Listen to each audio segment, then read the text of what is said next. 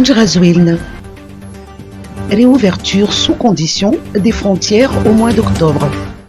À l'occasion de la rencontre de la délégation malgache avec le patronat français, hier, en marge de la réunion des entreprises francophones 2021 à Paris, le président de la République, Anjrazouilne, a annoncé la réouverture de nos frontières au mois d'octobre, conditionnée toutefois par la situation sanitaire des autres pays.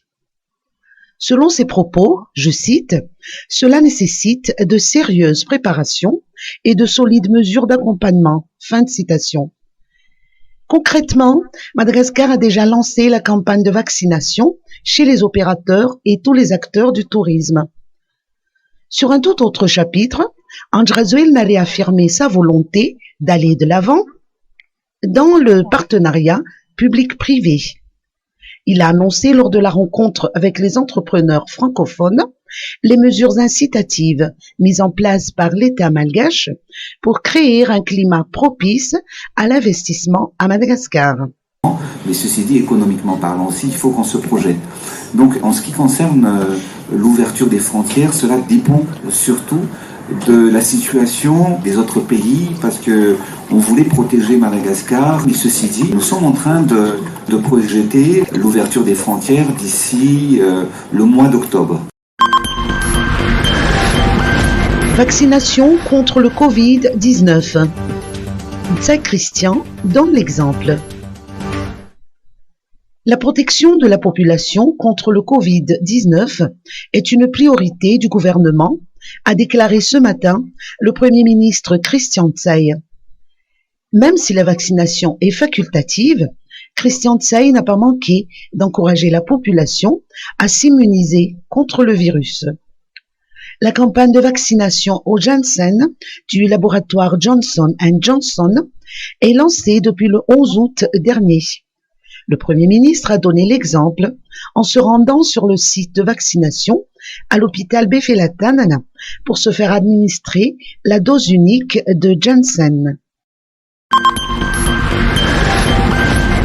Lutte contre la corruption. 600 jeunes sensibilisés. 600 lycéens et universitaires de 40 établissements de la capitale ont participé à des séances de masterclass dirigées conjointement par des experts du Comité pour la sauvegarde de l'intégrité, le Bureau indépendant anticorruption, l'ONG Tultsu, ainsi qu'une journaliste d'investigation.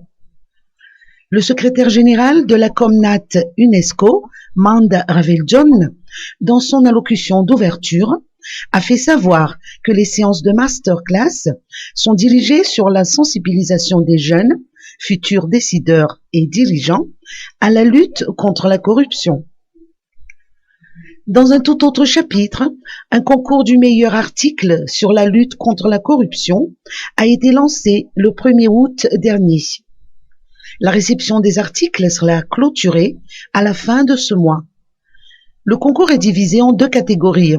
Pour les lycéens, le thème est « Les valeurs liées à la lutte contre la corruption ». Pour les universitaires, la lutte contre la corruption et engagement citoyen. Les 3 meilleurs articles des 2 catégories seront primés en septembre.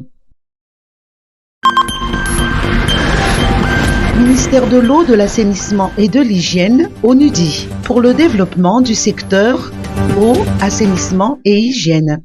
Une délégation de l'ONUDI, conduite par la représentante pays, Vula Rakoutenjazafi, a rendu une visite de courtoisie hier au ministère de l'eau, de l'assainissement et de l'hygiène, Adrien Ladislas Rakoutenjazaka. L'entretien a porté sur le développement des projets hydroélectriques pour la pérennisation des ressources en eau, ainsi que sur les modes de gestion intégrés par rapport au changement climatique. L'accent a été mis sur la facilitation de l'accès à l'énergie, au transport, à l'eau et à l'assainissement, à la gestion de débit et des déchets, ainsi qu'aux infrastructures connexes.